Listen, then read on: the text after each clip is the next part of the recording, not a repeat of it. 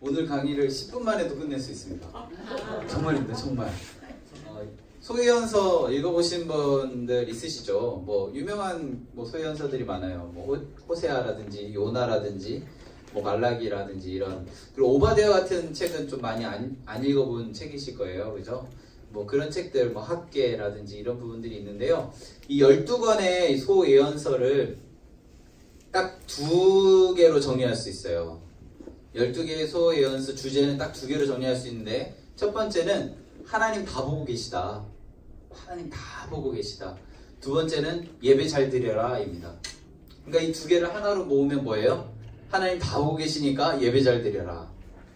이거예요. 이 12소 예언서가 그 주제별로 이렇게 짧게 하고 싶은 얘기만 딱 이렇게 핵심적으로 딱 하는데, 그거를 정리하면 하나님 다 보고 계시니까 어떻게 해요? 예배 잘 드려라. 이렇게 정리할 수 있습니다. 자, 이게 끝났습니다. 진짜요. 이 이야기를 이제 12개의 테마 시대별로 이제 설명을 할 건데요. 지금 오늘 기억해야 되는 건 딱 이거 하나예요. 정말이에요. 한번 들어보세요. 첫 번째 뭐라고요? 하나님 다 보고 계시다. 두 번째 뭐라고요? 예배 잘 드려라.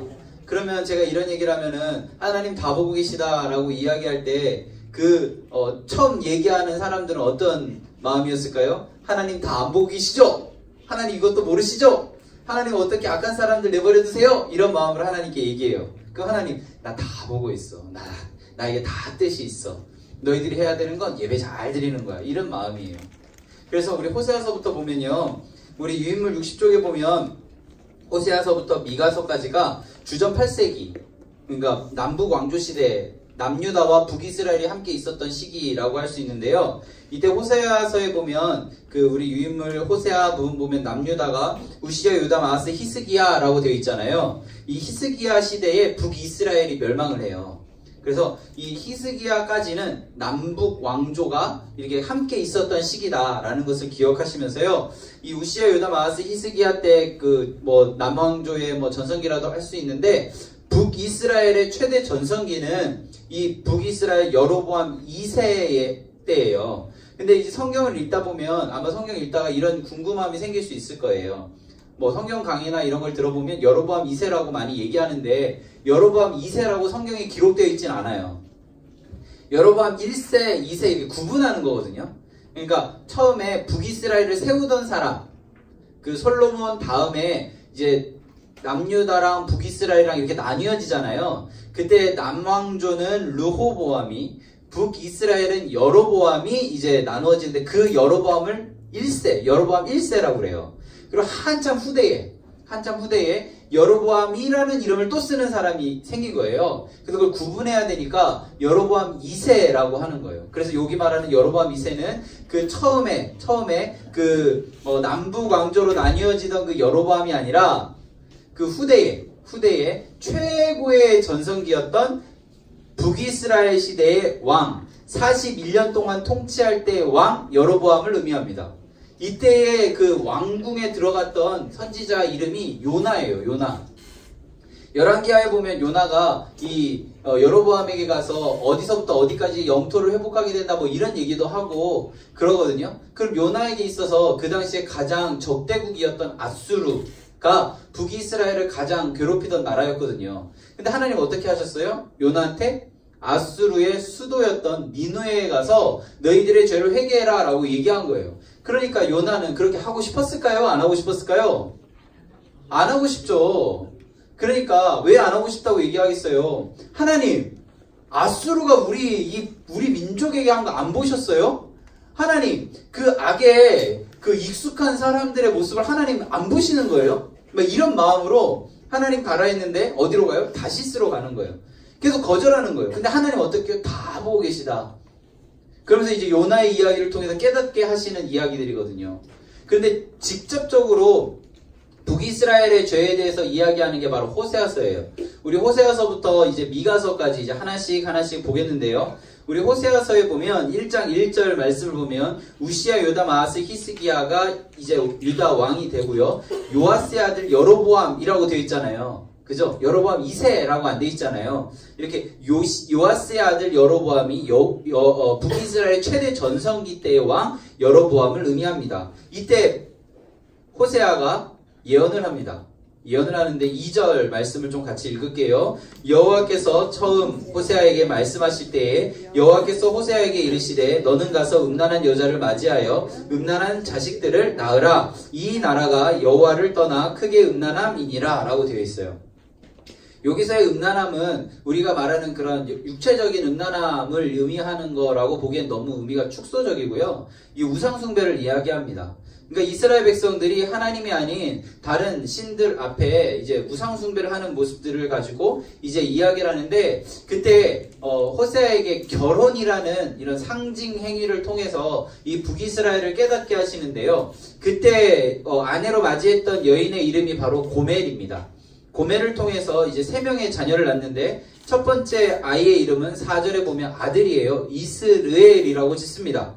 그리고 6절에 보면 딸을 낳는데요. 그 이름을 로루하마라고 짓습니다. 그리고 9절에 보면 또 아들을 1명 낳는데 그 이름을 로암미라고 합니다. 여기서 로루하마, 로암미라고 되어 있잖아요. 여기서 로가 영어의 not, 아니다 라는 뜻이에요. 그래서 루하마가 아니다, 암미가 아니다 라는 뜻을 갖고 있어요. 루하마는 긍휼히 여김을 받은 자 라는 뜻이에요. 그러니까 북이스라엘 사람들의 모습을 보면 긍휼함을 받을 수 없는 자라는 표현을 쓴다라는 거예요.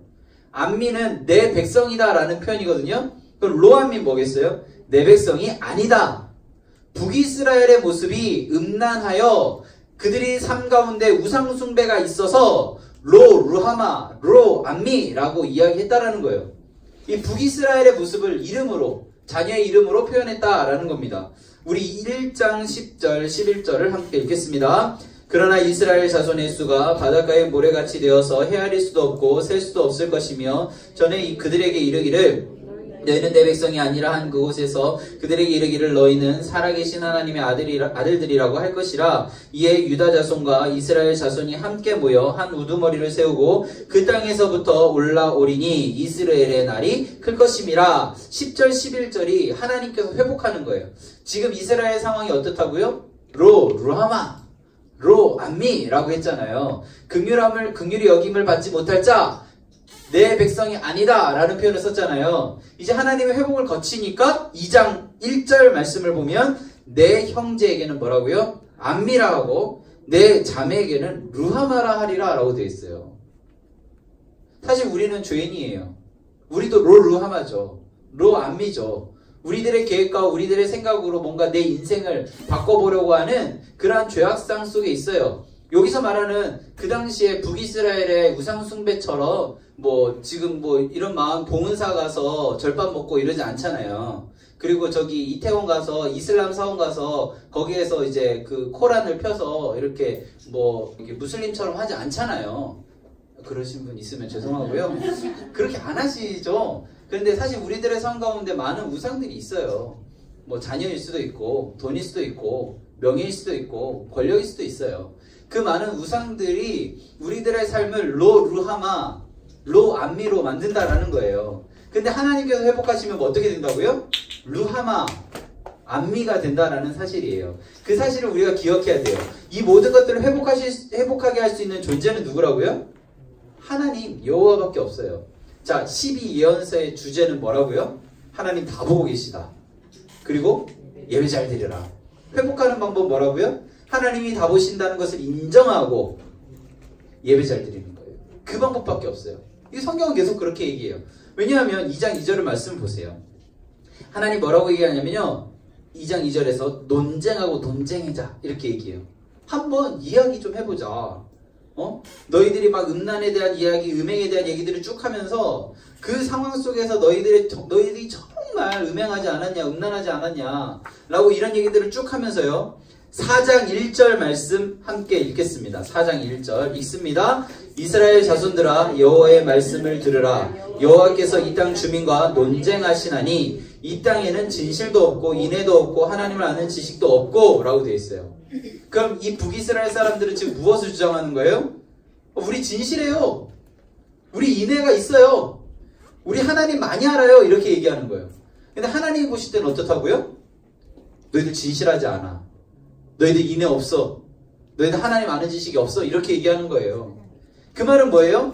우리 저번 주에 기억하시면 이사야서에서 사람들이 겉으로는 굉장히 멋진 예배를 드리고 있어요. 근데 그들의 삶 가운데는 여호와께 순종하지 않아요. 그럼 어떻다고요? 그들은 하나님 앞에 예배 드리는 게 아니에요. 북이스라엘도 제가 그 6장 말씀을 통해서 이야기 드렸잖아요. 굉장히 멋진 선포들이 있어요. 근데 하나님은 그들의 인애를 뭐라고 얘기하시냐면 쉬 없어지는 이슬과 같다라고 얘기하잖아요. 이 호사에서에서 우리에게 주어진 게 많으면 많을수록 전성기이면 일수록 어떻다고요? 하나님 앞에 나아가는 것이 우리들의 삶 가운데는 더디어지는 것. 마당만 밟고 돌아가는 모습들이 우리들 안에 있다라는 사실이에요. 여기 계신 분들 오늘 지성소까지 들어갔다 오셨나요? 보혈을 지는 하나님 편 안으로 들어가셨나요?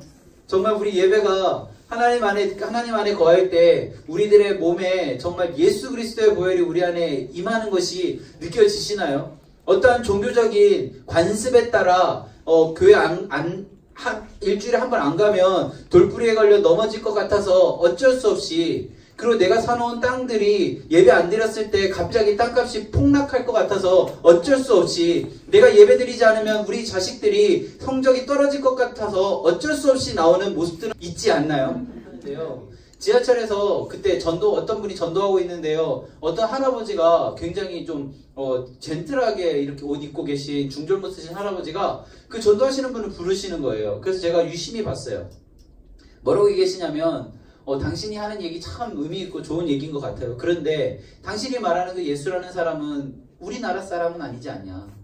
그리고 그 사람이 당신이 말하는 그 성경에 있는 이야기는 외국의 역사 아니냐. 우리나라 사람들이 왜 외국 사람과 왜 외국의 역사를 믿어야 하며 알아야 하냐라는 이 물음이 던져지는 거예요. 우리는 정말 하나님 앞에서 정직하게 이 믿는 것들을 정말 믿어지는 믿음이 되었으면 좋겠어요. 그냥 세뇌된 믿음은요 무너지게 되어 있어요.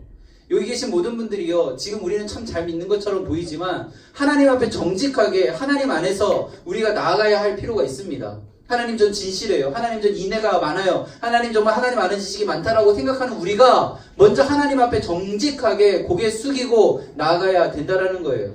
저는 교회에서 이루어지는 모든 것들이 익숙한 저예요. 목사 빼고요. 저는 교회에서 행동을 어떻게 하면 칭찬을 받는지 본능적으로 아는 사람이에요. 근데요, 그 안에 진실이 있느냐. 내가 어려울 때 종교적 관습으로 하나님께 가서 도와달라고 이야기하는 것은 아닐까. 그 중심에 하나님께서 계시고 정말 하나님께서 내 모든 삶을 역사하고 계시다는 걸 내가 진짜 믿는가? 라는 물음에 저는 고개를 숙일 수밖에 없어요. 내 의지대로 살았고요. 내가 하고 싶은 대로 살았어요. 오늘 호세아서에서 말하는 논쟁하자라고 이야기할 때 저는 하나님 앞에 드릴 얘기가 한마디도 없어요. 그래서 아까 호세아서 6장에 보면 우리 저번 주에 읽었지만 6장 4절에서 하나님께서 저의 모습을 보고 그렇게 이야기하실 것 같아요. 너의 인애가 아침 구름이나 쉬 없어지는 이슬과 같다. 6절 말씀에서 나는 인애를 원하고 제사를 원하지 아니하며 번제보다 하나님 아는 것을 원한다. 겉으로 멋져 보이는 것을 원하는 것이 아니라, 괜찮은 모습을 원하는 것이 아니라, 나이스한 모습을 원하는 것이 아니라 나를 알고 인애를 원한다라고 이야기하시는 하나님이 오늘 이 자리에 있다라는 거예요. 우리 수호 예언서의 주제가 뭐라고요? 두 가지. 하나님 다 보고 계시다. 예배 잘 드리다. 하나님 다 보고 알고 계시니까 예배 잘 드리면 된다. 이 한 가지 사실이라는 거예요. 호세아서는 그것을 계속 반복적으로 이야기하고 있습니다. 왜요? 북이스라엘이 지금 전성기예요. 갖고 있는 게 많아요. 그 상황 속에서 우리가 기억해야 하는 몇 가지만 우리 같이 읽고요. 우리 계속 넘어갈게요. 우리 14장으로 가겠습니다. 14장 1절이에요. 14장 1절 우리 같이 읽겠습니다. 이스라엘아 내 하나님 여호와께로 돌아오라. 내가 불의함으로 말미암아 엎드러졌느니라. 뭘로 엎드러졌다고요? 불의. 어떻게 하면 돌아올 수 있어요? 어떻게 하면 돼요? 여호와께로 돌아오면 되는 거예요. 2절 말씀 읽겠습니다. 너는 말씀을 가지고 여호와께로 돌아와서 아뢰기를 모든 불의를 제거하시고 선한 바를 받으소서. 우리가 수송아지를 대신하여 입술의 열매를 주께 드리리이다. 형식적인 것을 벗어나서 정말 마음속 깊숙이 올라오는 하나님 안의 고백이 우리 안에 필요하다는 거예요. 저는 교회 안에 프로그램 많이 없어도 된다고 생각해요. 내 안에 말씀이 새겨지면 돼요. 정말. 하나님 안에서 갈라디아서에 그렇게 이야기되어 있어요. 세상의 흔적을 자랑하는 것이 아니라 십자가의 흔적을 자랑한다고. 저는요, 여기 계신 분들이 저의 구독자가 되어주셔서 그 유튜브에 조회수를 올려주시는 게 너무 감사해요. 숫자가 중요한 게 아니라 더 중요한 것은 한 명이라도 하나님의 말씀이 내 안에 새겨져서 빌립보서 4장에 있는 말씀처럼 내게 능력 주시는 자에서 모든 것을 할 수 있다. 이 고백이 머릿속으로 외우는 그냥 단순한 주문과 같은 이야기가 아니라 정말 믿음의 고백이 된다면, 성경이 그렇게 이야기했다라고 선포할 수 있는 사람이 된다면, 말씀을 가지고 하나님 앞에 나아갈 수 있는 사람들이 된다면, 이 나라 대한민국 땅에는 교회 다니는 사람을 걱정하는 것이 아니라 교회 다니는 사람에게 나와서 자신의 어려움을 함께 기도하자라고 부탁하는, 그런 중보기도 부탁하는 소리가 가득하지 않을까요? 저는 그것이 알고 싶다나 PD수첩이에요. 교회에 대한 얘기 나오면 너무 부끄러워요. 때로는요, 제가 목사라는 사실이요, 너무나도 부끄러워요. 그런데요, 부끄럽다고 내 신분을 숨기고 내가 그리스도인이라는 것을 세상 속에 안 드러내는 것이 아니라, 한 명이라도 하나님 앞에서 살아보려고 발버둥 친다면, 몸부림친다면 그 모습들이 모여져서 하나님 안에서 귀하게 사용되지는 않을까? 내 부족함이 하나님 안에서 은혜로 덮여지진 않을까? 이런 마음들이 들어집니다. 여기 계신 분들은요, 한 문장, 성경 한 구절이라도 깊이 묵상하셨으면 좋겠어요. 오늘부터 이렇게 하는 거예요. 믿음은 바라는 것들의 실상이고 보이지 않는 것들의 증거니, 이런 암송을 하기 전에 믿음은 무엇인가? 내 안에 아브라함의 믿음은 있는가? 내 안에 이삭의 믿음은 있는가? 번제물이 내 아들이라고 생각하지만, 내 아들이라고 하나님이 얘기하셨지만 하나님이 드리라고 하면 드릴 수 있는 믿음이 내 안에 있는가? 번제물이 눈앞에 보이지 않는데 아버지가 하나님이 예비하셨다라고 하니까 믿고 따라갈 수 있는 이삭의 믿음이 우리 안에 있는가? 이 믿음, 그 믿음이 있어야요, 여호와의 이레를 경험할 수 있는 거예요. 하나님이 친히 다 준비하셨음을, 그 믿음이 우리 안에 있었으면 좋겠습니다. 요엘서에 보면요, 하나님께서 이스라엘의 너무나도 심판의 상황 속에 있는 이 상황들을 하나님께서 심판하시겠다라고 얘기해요. 근데 하나님이요, 마음을 바꾸세요. 우리 2장 18절 말씀 보겠습니다. 요엘 2장 18절 함께 읽겠습니다. 그때에 여호와께서 자기의 땅을 극진히 사랑하시어 그의 백성을 불쌍히 여기실 것이야. 하나님 다 보고 계세요. 다 알고 계세요. 우리 뭐 해야 돼요? 예배 잘 드려야 돼요. 우리가 예배 잘 드리고 하나님 앞에 정직하게 나아감으로 인해서 하나님께서 우리를 극진히 사랑하셔서 우리를 불쌍히 여기셔서 루하마인 우리를 루하마로 바꾸어 주신다라는 사실을 우리가 기억해야 합니다. 우리 28절 29절 읽겠습니다. 그 후에 내가 내 영을 만민에게 부어주리니 너희 자녀들이 장래일을 말할 것이며 너희 늙은이는 꿈을 꾸며 너희 젊은이는 이상을 볼 것이며 그때에 내가 내 영을 남종과 여종에게 부어줄 것이며. 하나님께서 영을 누구에게 부어주신다고 했어요? 만민에게, 모두에게, 다 동일하게. 그리고 여기 나오는 표현 중에 장래일을 말할 것이며 꿈을 꾸며 이상을 볼 것이며 라는 부분들 있잖아요. 다 같은 표현이에요. 늙은이라서, 자녀라서, 젊은이라서가 아니라 나이가 많고 적고 남자고 여자고 신분에 높고 낮고 경제에 부하고 고나고를 떠나서 모두에게 동일하게 하나님께서 영으로 임하시고 그들에게 꿈과 이상과 환상을 보여주신다라고 성경은 이야기하고 있어요. 그러면 우리가 해야 되는 것은 무엇인가? 32절에 나와 있습니다. 우리 같이 읽을게요. 누구든지 여호와의 이름을 부르는 자는 구원을 얻으리니 이는 나 여호와의 말대로 시온산과 예루살렘에서 피할 자가 있을 것이니요 남은 자 중에 나 여호와의 부름을 받을 자가 있을 것임이라. 우리가 해야 되는 건 딱 하나예요. 부르짖는 거예요. 부르짖는 게 예배죠. 하나님 다 보고 계시고 다 알고 계세요. 우리가 해야 되는 건 단 하나예요. 부르짖는 거예요.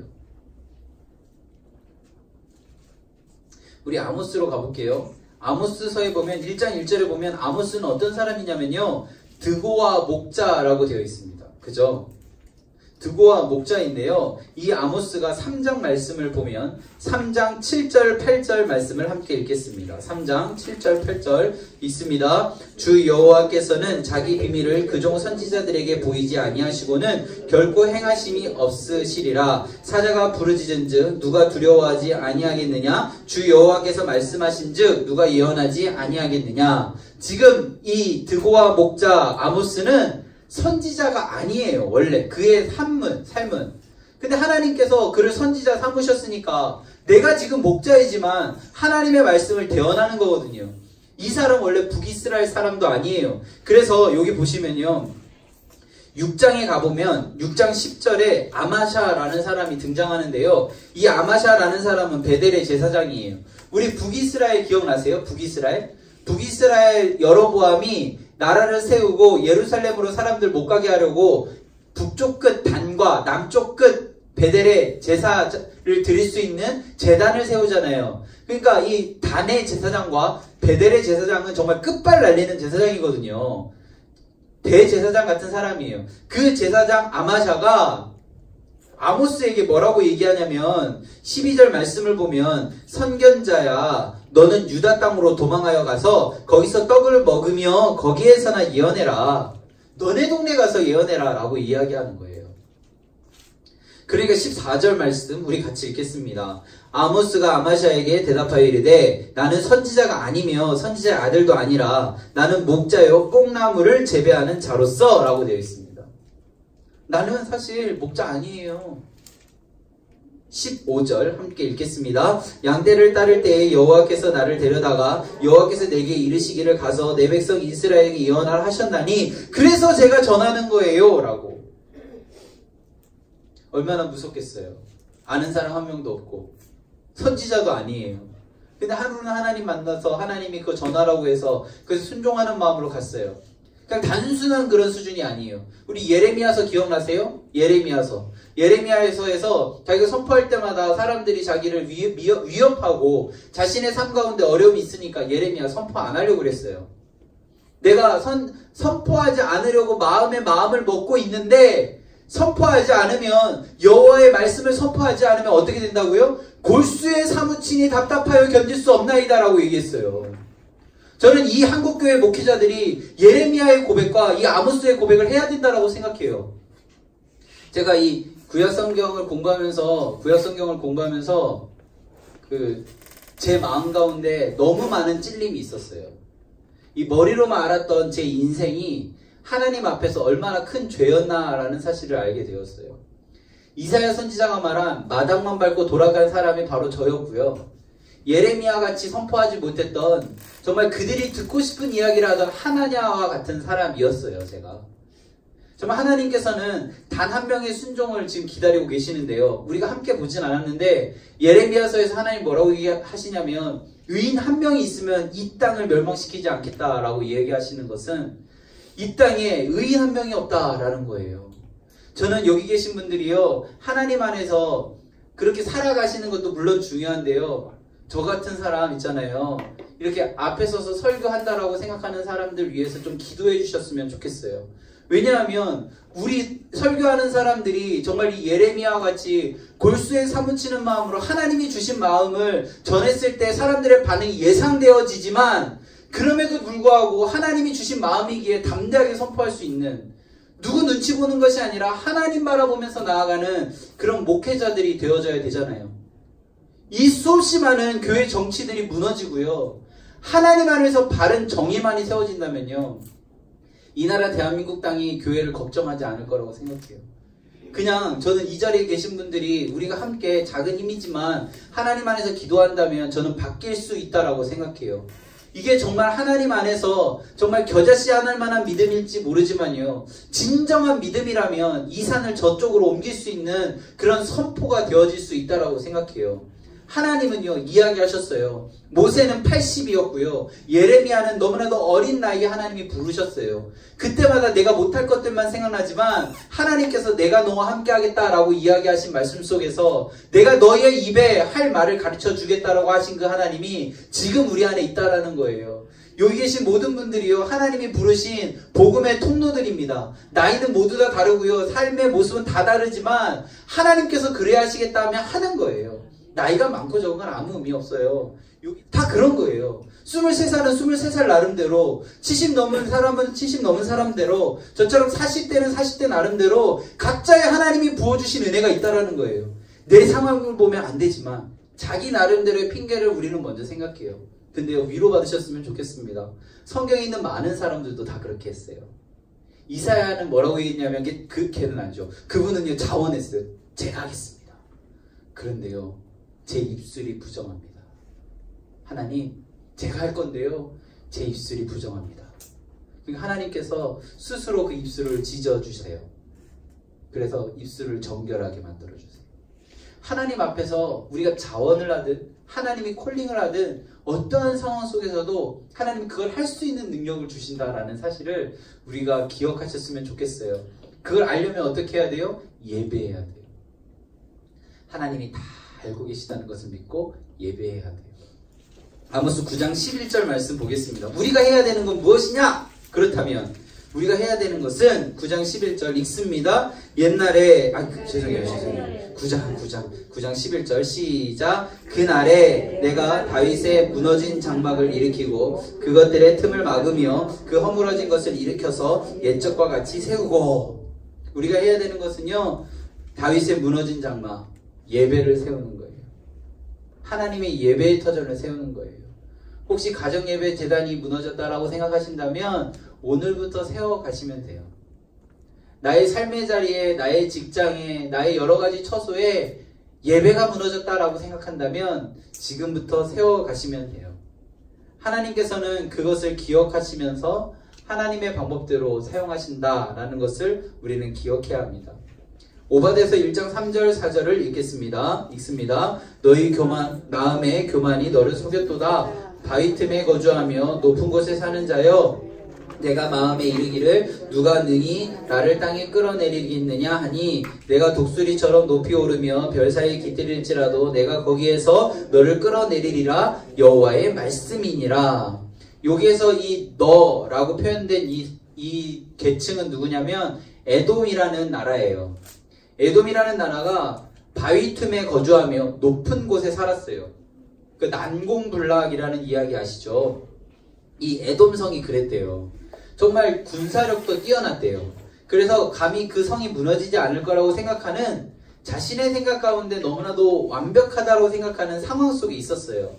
우리들 주변에도 그런 상황들 많죠. 좋아 보이는 대기업들이라든지 그런 여러 가지 권력을 갖고 있는 많은 사람들의 모습들이 보이지만 하나님께서 뭐라고 얘기하셨어요? 그들의 마음 가운데 교만함이 있다면, 그들의 생각 가운데 하나님 없어도 된다라는 생각이 있다면 그를 어떻게 해요? 별 사이에 깃들일지라도 내가 거기서 끌어내리겠다라고 이야기하시잖아요. 하나님 다 보고 계신 거예요. 하나님 다 알고 계신 거예요. 주님의 뜻과 때에 따라 그것을 하실 거라는 사실이에요.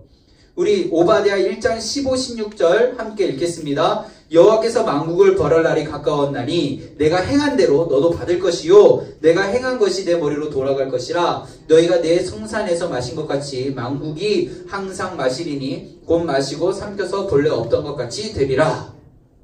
하나님 어떻게 하신다고요? 행한 대로 받을 것이다. 하나님 다 보고 계시다. 하나님 다 알고 계시다. 우린 뭐 해야 돼요? 예배해야 되는 거죠.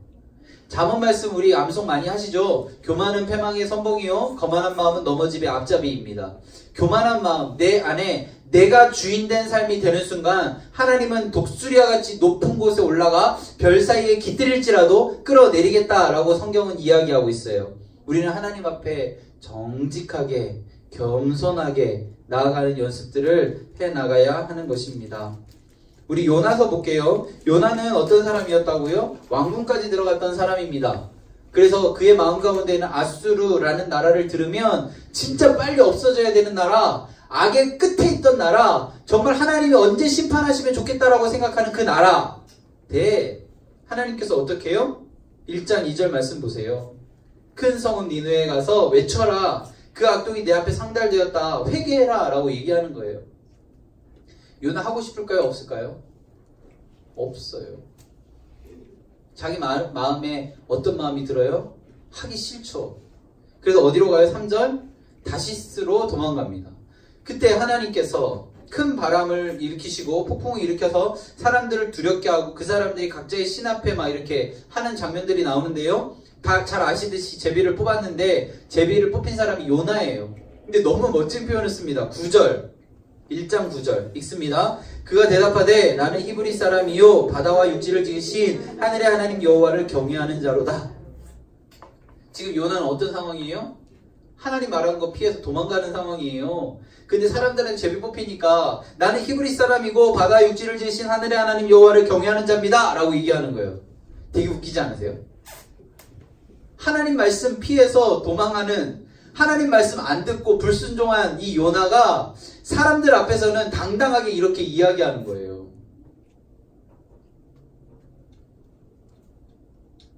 마음에 믿고 행동하는 것과 말하는 게 다를 수 있어요. 그래서 뭐라고 얘기해요? 솔직하게 얘기하죠. 10절 자기가 여호와의 얼굴을 피함인 줄을 그들에게 말함이었으므로 무리가 알고 심히 두려워하여 이르되 내가 어찌해야겠습니까? 이것은 단순히 아까 말했던 말과 행동이 다른 것이 아니라 요나는 알았어요. 아, 내가 이런 상황이 된 것은 하나님이 노하셨구나. 지금 이 상황은 나 때문입니다 라고 고백을 하는 거예요. 그래서 어떻게 해요? 나를 바다에 던지라. 근데 어떻게 했어요? 요나를 15절에 던져요.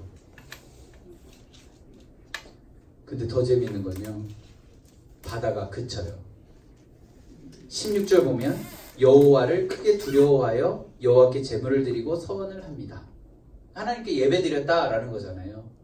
요나가 바다에 던져짐으로 인하여 많은 사람들이 하나님 앞으로 돌아오는 모습을 보게 됩니다. 자, 그럼 요나는 뭐예요? 죽었을까요? 요나에게는 하나님이 하고자 하는 일이 있죠? 뭐예요?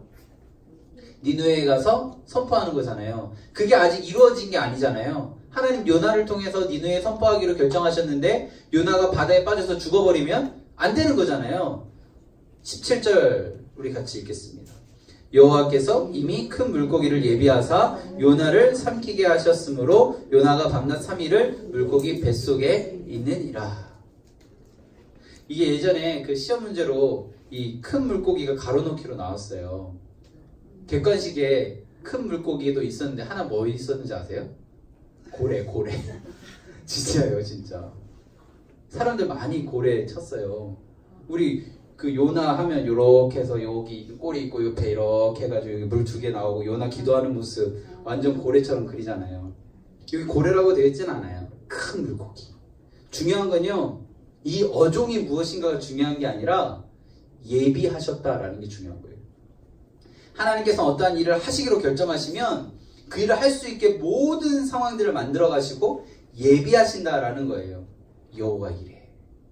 하나님께서 예비하셔서 요나가 뱃속에 들어가는데요. 여기 그냥 단순하게 우리가 생각하는 뱃속에 있었다라고 생각하시면 안 되고요. 2장 2절 말씀을 보면 어느 뱃속이라고 되어 있어요? 스올의 뱃속이라고 되어 있어요. 요나는 죽음을 경험한 거예요. 죽음을. 3일 동안 죽음을 경험한 거예요. 그 죽음을 경험한 요나가 어떻게 이야기하냐면요, 6절 7절 말씀을 읽겠습니다.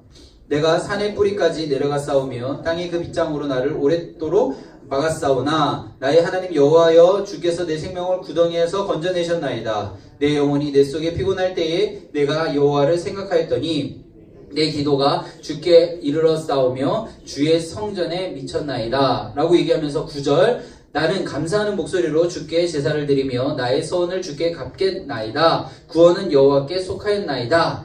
자, 이 부분까지 보면 요나가 신앙의 상태가 굉장히 좋겠죠? 거의 죽는 상황 속에서 하나님이 살려주신 거잖아요. 그래서 3장 1절에 보면 2장 10절에 보면 요나를 그 물고기가 육지에 토해내잖아요. 그죠? 그러면 이 요나는 어떻게 했을까요? 니느웨에 이제 가잖아요. 진짜 열심히 전도 해야 되잖아요. 죽다 살아난 상황에서 니느웨의 크기가 3절 보세요. 어느 정도예요? 다 돌아다니려면 사흘이 걸리는 3일 걸린다는 거예요. 3일 다 돌아다니려면. 그렇게 큰 성읍에서 요나는 며칠 동안 외쳤어요? 하루. 3일을 돌아다녀야 모든 이들에게 그 말씀을 전해야 되는 상황 속에서 요나는 하루 동안 다니며 외쳐요. 두 가지를 상상해 볼 수가 있어요. 요나가 외국인이잖아요. 아수르 사람에게는.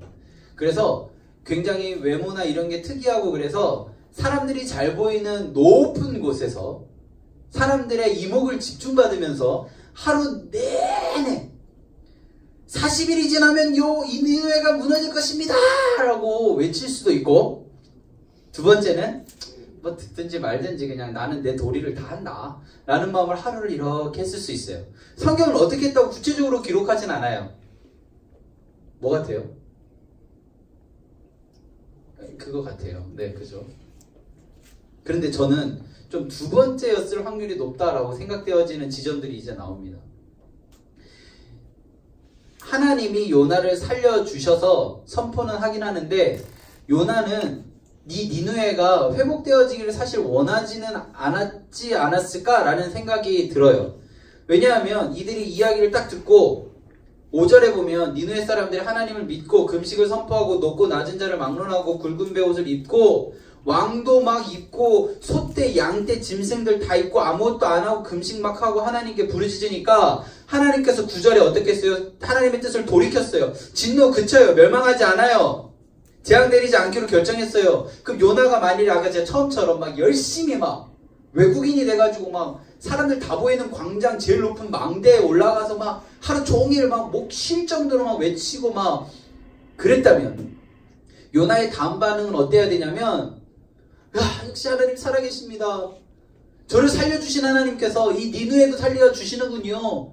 막 찬양을 부르고 막 정말 우리에게 들어보지도 못했던 멋진 다윗의 찬양보다 멋진 찬양이 이어져야 되는데 4장 1절 보세요. 어떻게 했어요?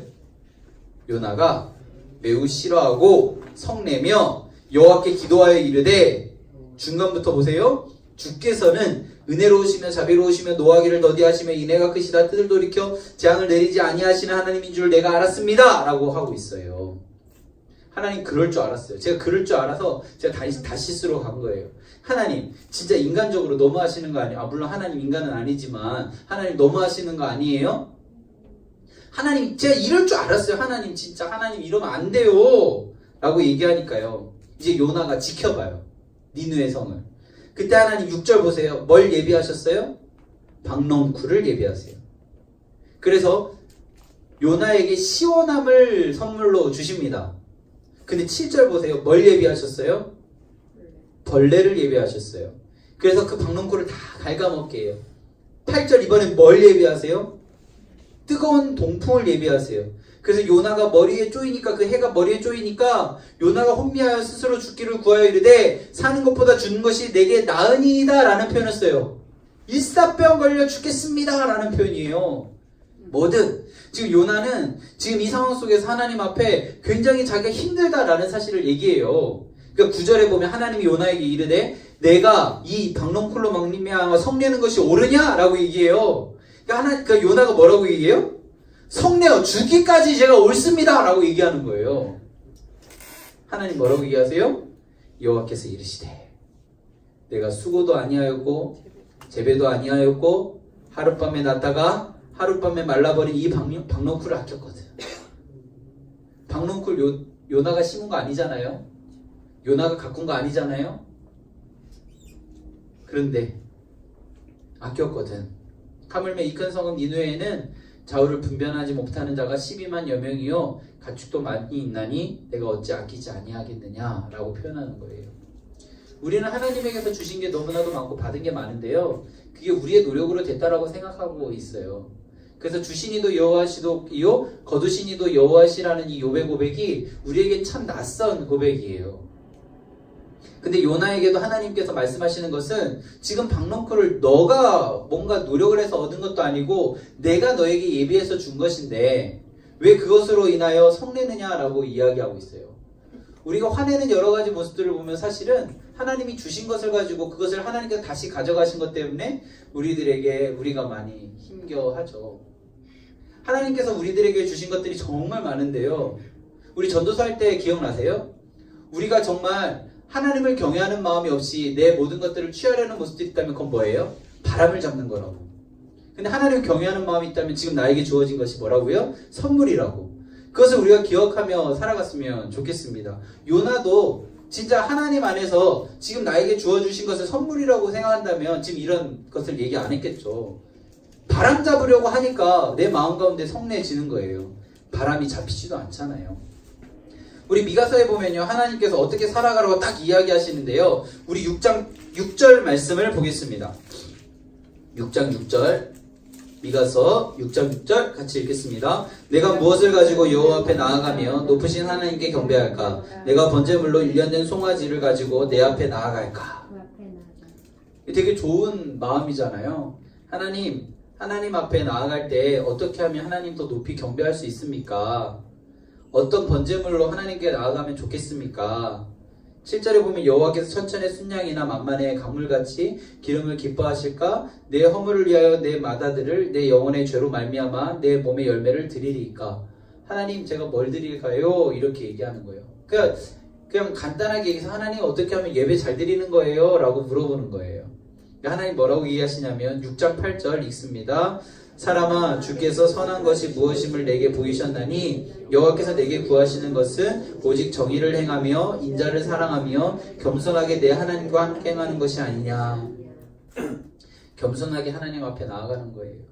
겸손하게 내가 이렇게 하면 옳다라고 생각하는 모습이 아니라 겸손하게 하나님께 나아가는 것이 오늘 하나님께서 원하시는 것이라고 오늘 성경은 이야기하고 있습니다.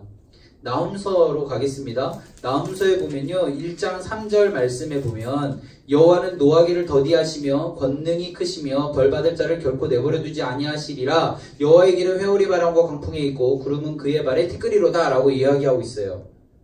이거 니느웨를 향한 경고거든요. 그 요나를 통해서 하나님께서 이 회복을 시키실 때는 요나가 뭐라고 얘기하냐면 여호와는 자비롭고 은혜롭고 자비롭고 노하기를 더디하시는 분이라고 했는데 나훔서는 하나님께서 뭐라고 얘기하시냐면 하나님 노하기를 더디하시며 권능이 크시며 벌받을 일을 결코 내버려두지 않는다라고 이야기하세요. 그 윗절에 보면 여호와는 질투하시며 보복하신 하나님이시다 라는 표현을 써요.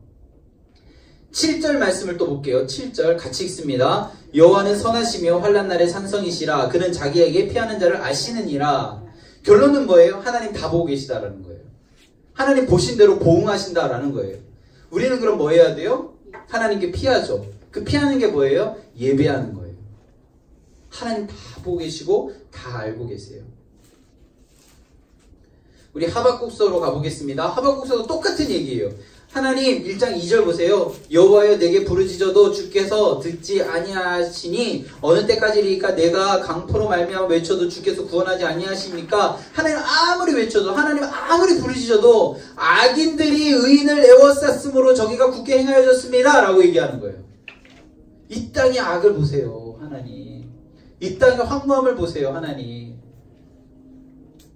2장 12절에서 하나님 앞에 하박국이 하박국 선지자가 또 얘기해요. 선지자가 이르되 여호와 나의 하나님이여 나의 거룩하신 이시여 주께서 만세전부터 계시지 아니하시나이까 내가 사망에 이르지 아니하리이다. 여호와여 주께서 심판하기 위하여 그들을 두셨나이다. 반석이시여 주께서 경계하기 위하여 그들을 세우셨나이다. 13절 같이 읽겠습니다. 주께서는 눈이 정결하심으로 악을 참아 보지 못하시며 태역을 참아 보지 못하시거늘 어찌하여 거짓된 자들을 방관하시며 악인이 자기보다 의로운 사람을 삼키는데도 잠잠하시나이까. 하나님 왜 참고 계세요? 하나님 이런 거 싫어하시잖아요. 이런 모습 있는 거 하나님 너무나도 싫어하시잖아요. 이렇게 얘기하고 있는 거예요. 하나님 어떻게 얘기하시냐면 2장입니다. 2장 2장 3절 같이 읽겠습니다. 이 묵시는 정한 때가 있나니 그 종말이 속히 이르겠고 결코 거짓되지 아니하리라. 비록 더딜지라도 기다리라. 지체되지 않고 반드시 응하리라. 내가 다 보고 있다. 내가 나의 때에 맞게 응답하겠다라고 이야기하는 거예요. 그러면서 하박국 선지자에게 요청한 한 가지가 있는데 2장 2절에 보면 너는 이 묵시를 기록하여 판에 명백히 새기되 달려가면서도 읽을 수 있게 하라 라고 이야기하면서 2장 4절 함께 읽겠습니다. 보라 그의 마음은 교만하여 그 속에서 정직하지 못하나 의인은 그의 믿음으로 말미암아 살리라. 멀리서도 볼 수 있는 한 단어 의인은 그의 믿음으로 말미암아 살리라. 여기 계신 분들이 의인이잖아요. 하나님 보호하심 안에 있는 의인이잖아요.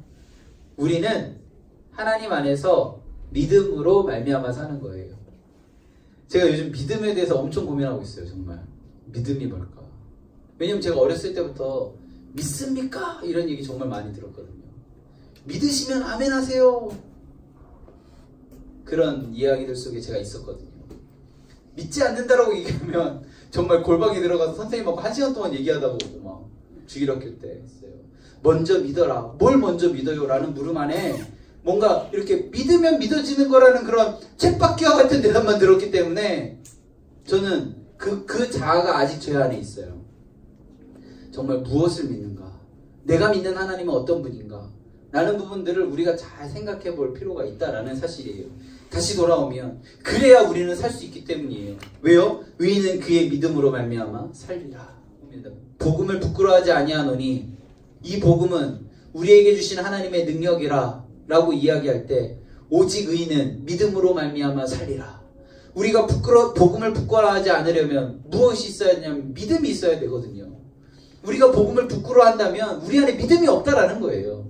이 믿음, 그것이 무엇인가라는 것을 우리가 신앙생활하면서 정리되어지지 않는다면 우리 세상에 나가 선포할 수 없어요.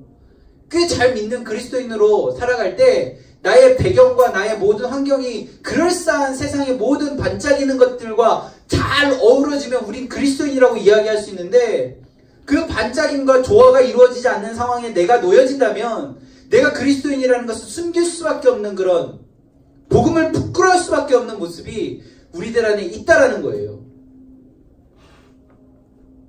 우리는요, 이 하박국 선지자처럼 고백할 수 있어야 돼요.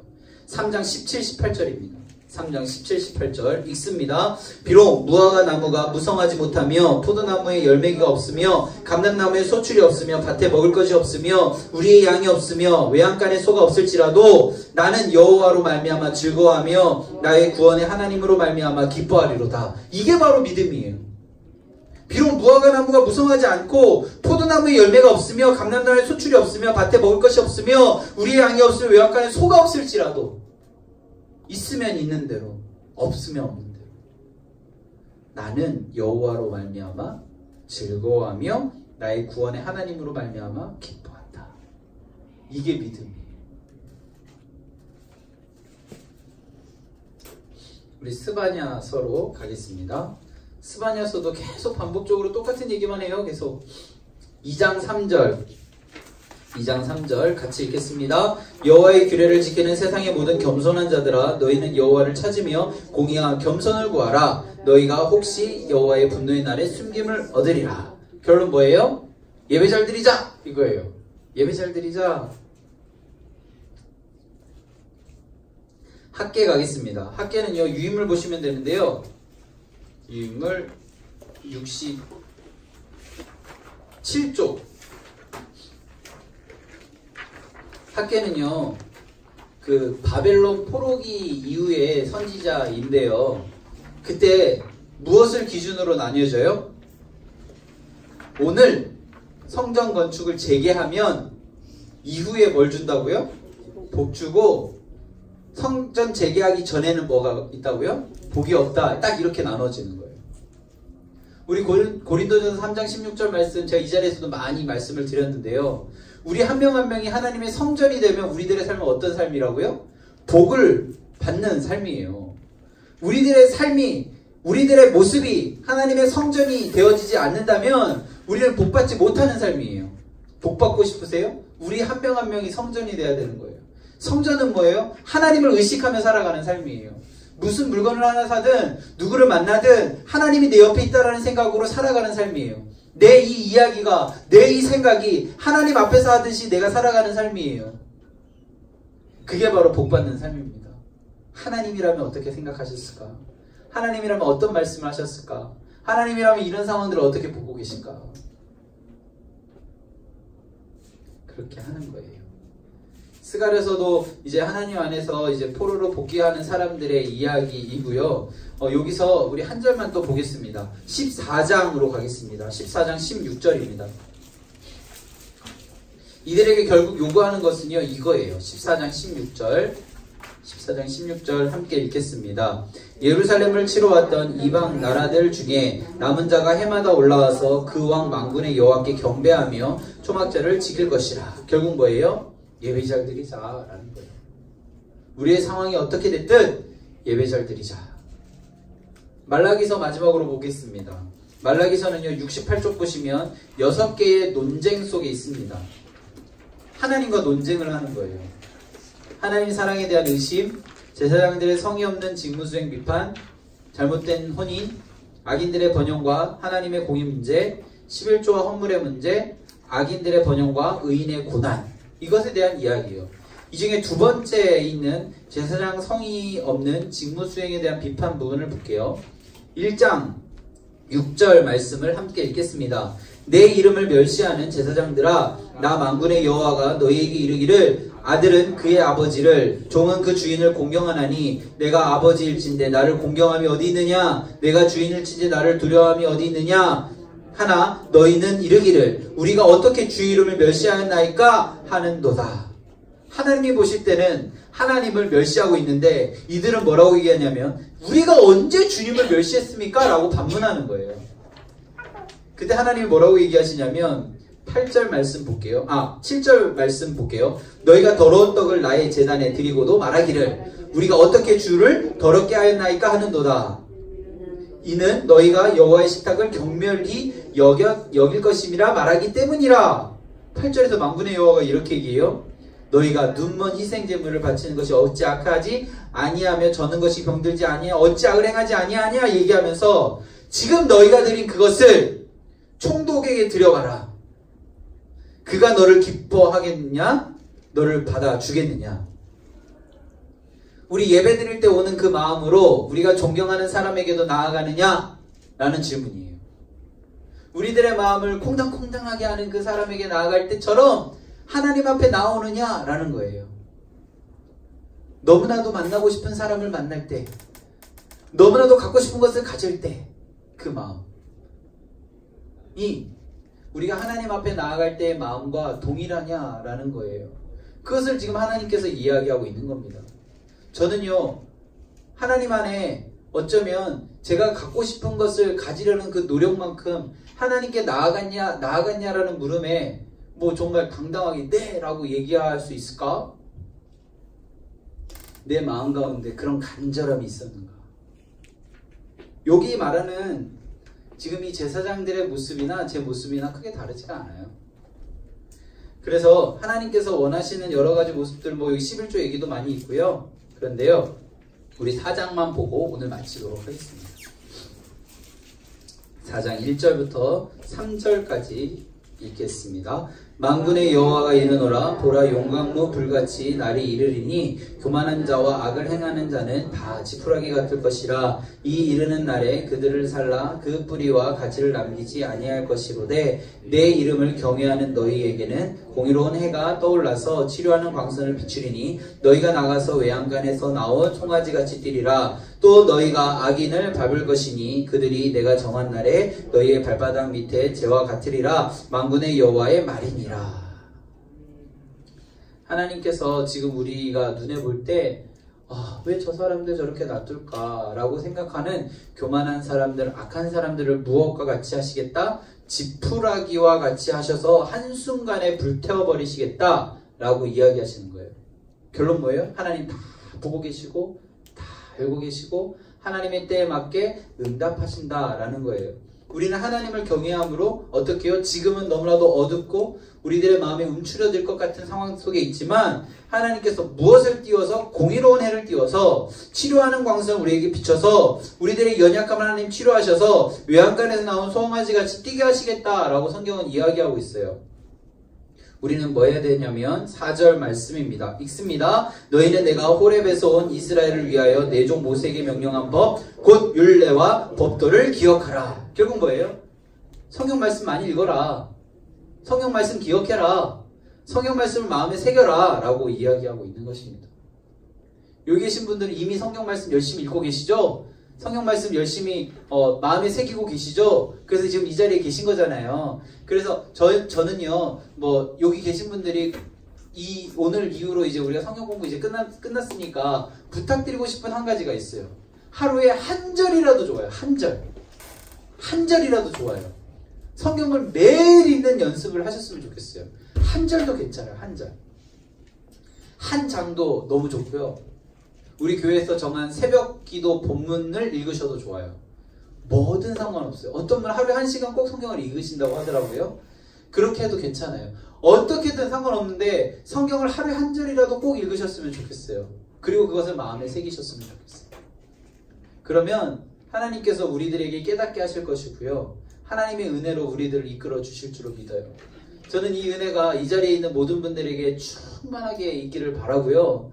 이 자리에 있는 이 모습이 첫 시작점이 되어서 하나님 안에서 그 모든 모습들을 하나하나 읽어갔으면 좋겠어요. 시편은요 150편으로 구성되어 있잖아요. 하루에 5편씩 읽으면요 30일, 한 달이면 읽어요. 그리고 잠언은요 31장으로 구성되어 있어요. 하루에 한 장을 읽으면 한 달이면 한 번 읽어요. 전도서 12장으로 구성되어 있거든요. 하루에 한 장씩 읽으면 한 달이면 2번에서 2.5번 정도 읽어요. 그러니까 뭘 읽어도 상관이 없다라는 거예요. 뭐 로마서 읽으셔도 되고 뭐 갈라디아서 읽으셔도 되고 오바데서 읽으셔도 되고 뭘 읽어도 괜찮아요. 그 안에 하나님의 은혜가 있기 때문에요. 하루에 한 절이라도 한 장 읽으면 너무 좋고요. 그 이상 읽어도 되고요. 하루에 1시간 읽으셔도 괜찮아요. 다 형편이 다르시기 때문에 제가 정해드리진 않습니다. 그런데 하루에 한 절이라도 꼭 읽으세요. 이게 약속. 아멘. 약속하는